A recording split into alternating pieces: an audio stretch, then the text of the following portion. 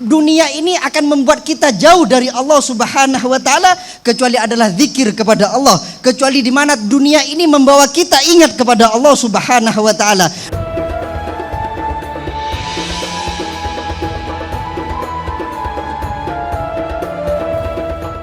Alhamdulillah, Allah Subhanahu wa taala memilih kita dari segenap orang-orang pilihan Allah Subhanahu wa taala untuk berkumpul fi raudatin min riyadil jannah, yang mana Rasulullah sallallahu alaihi wasallam menggambarkan orang yang duduk di dalam halaqah zikir, orang yang datang untuk berzikir kepada Allah Subhanahu wa taala, bagaikan orang tersebut sudah berada di dalam pelataran surga Allah Subhanahu wa taala.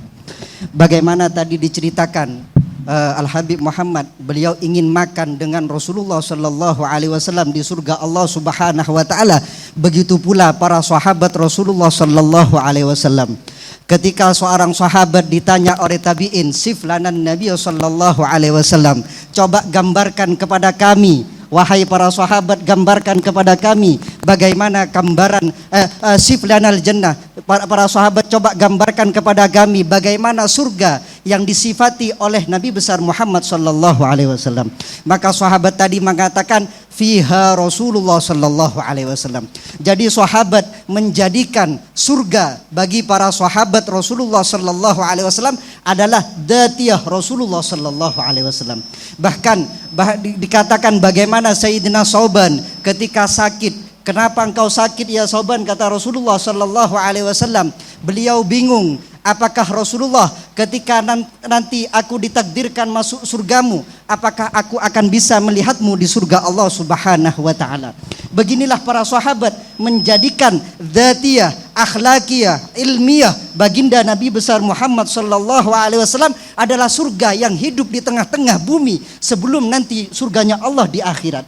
Maka dengan adanya halaqah zikir yang seperti ini, adanya halaqah kita dikumpulkan dalam mengingat kepada Allah Subhanahu wa taala, maka sejatinya kita berada di dalam raudhatun min riyadil jannah. Mungkin dulu kita, orang-orang guru-guru kita dulu mengajarkan bahwasanya orang yang masuk surga nanti akan dapat bidadari, orang yang masuk surga nanti minum akan instan, makan dengan instan. Tetapi guru kami mengajarkan bahwasanya surga bagi kami adalah mahabbah, surga bagi kami adalah ru'yah. Bahkan dikatakan nikmatul udma fil akhirah wa fil jannah ru'yatullahi ta'ala. Nikmat yang paling besar nanti mengalahkan nikmat-nikmat surga yang lain adalah melihat baginda Nabi, melihat Allah Subhanahu wa taala. Tentunya dengan qurb, tentunya dengan dekat dengan Rasulullah sallallahu alaihi wasallam. Begitu juga dikatakan nikmatul udma fid dunya al maut ala husnil khatimah.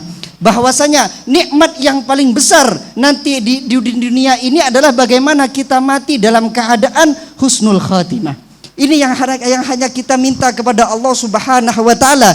Dengan adanya kita menghadiri zikir ini, maka dunia ini bukan lagi dunia. Sebagaimana Rasulullah sallallahu alaihi wasallam mengatakan, "Ad-dunya mal'unatun illa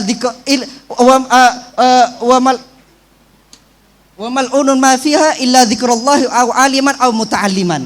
Bahwasanya dunia ini mal'unah. Apa makna? Ay tardu min rahmatillah. Dunia ini akan membuat kita jauh dari Allah Subhanahu wa taala kecuali adalah zikir kepada Allah, kecuali di mana dunia ini membawa kita ingat kepada Allah Subhanahu wa taala.